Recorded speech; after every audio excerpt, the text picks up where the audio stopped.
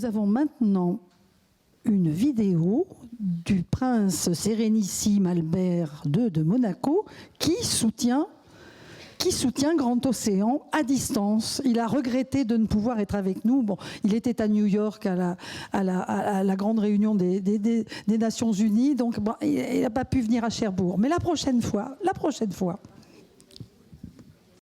Mesdames et messieurs, chers amis, je n'ai malheureusement pas pu me joindre à vous aujourd'hui, mais je suis heureux de pouvoir vous adresser ce message. L'océan a besoin de nous. De toutes parts, les signaux d'alarme se multiplient. Le plus souvent, nous détournons les yeux.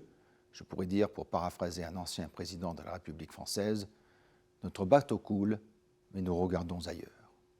Ce désintérêt touche hélas la plupart des sujets qui s'éloignent des urgences de l'actualité.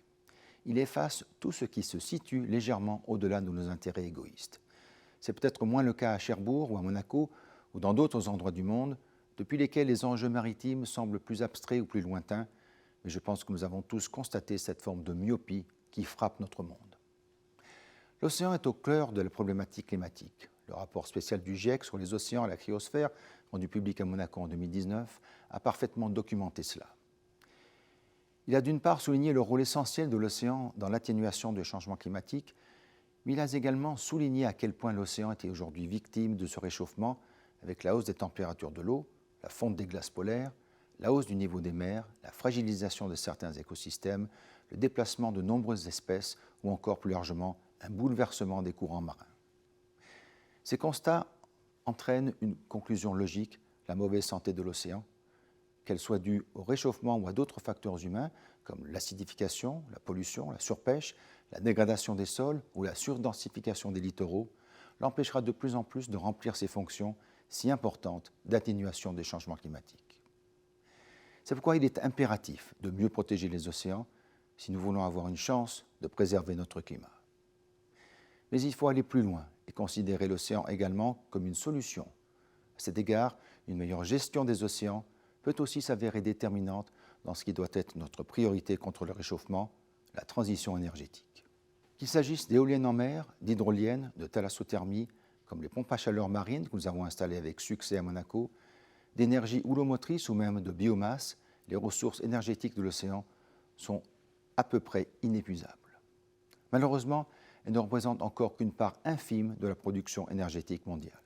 Alors que la crise énergétique s'est imposée depuis quelques mois comme un enjeu majeur de notre actualité, il y a là aussi un défi qu'il nous faut rappeler. L'indépendance à laquelle nous aspirons devra passer par une meilleure prise en compte des ressources de l'océan. Les potentialités de ce que l'on appelle l'économie bleue sont immenses. Elles se mesurent globalement en milliards d'euros et en millions d'emplois. Il nous faut donc accentuer ce mouvement et faire en sorte que la réflexion sur l'avenir de l'économie prenne en compte la question de l'océan. C'est particulièrement vrai dans un secteur qui lui aussi occupe l'actualité au gré des crises récentes, celui de l'alimentation.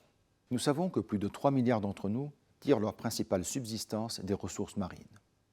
Au cours des 60 dernières années, cette consommation a augmenté 2 fois plus vite que la croissance démographique.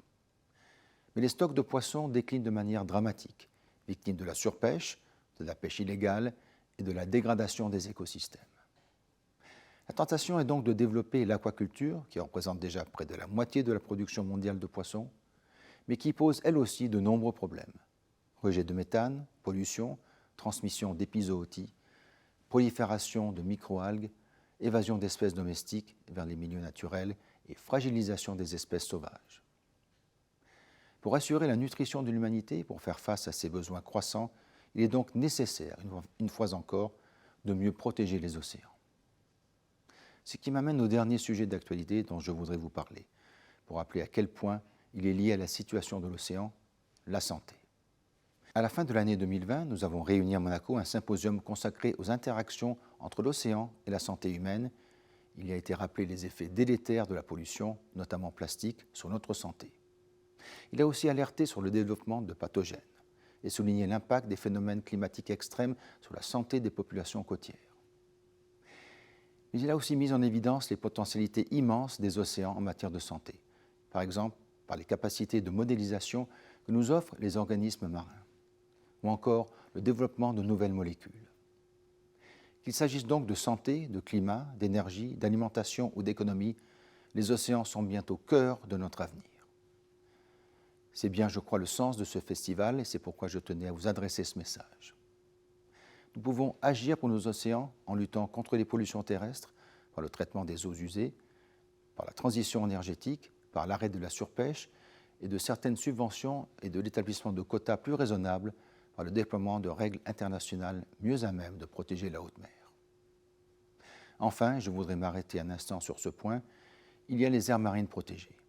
Leur efficacité est largement prouvée, qu'il s'agisse de préservation des écosystèmes, de restauration de la biodiversité, de régénération des stocks de poissons, mais aussi de développement d'une économie bleue plus durable. Or, 7% seulement des surfaces marines du monde sont actuellement protégées, quand il en faudrait au moins 30%. C'est pourquoi Monaco a créé, avec la France et la Tunisie, un fonds fiduciaire innovant, le MedFund, qui vise à renforcer et pérenniser les aires marines existantes, à soutenir les réseaux régionaux, à susciter l'implication des États et à financer de nouvelles aires. De telles initiatives, prises isolément, ne parviendront évidemment pas à régler d'un coup tous les problèmes de l'océan.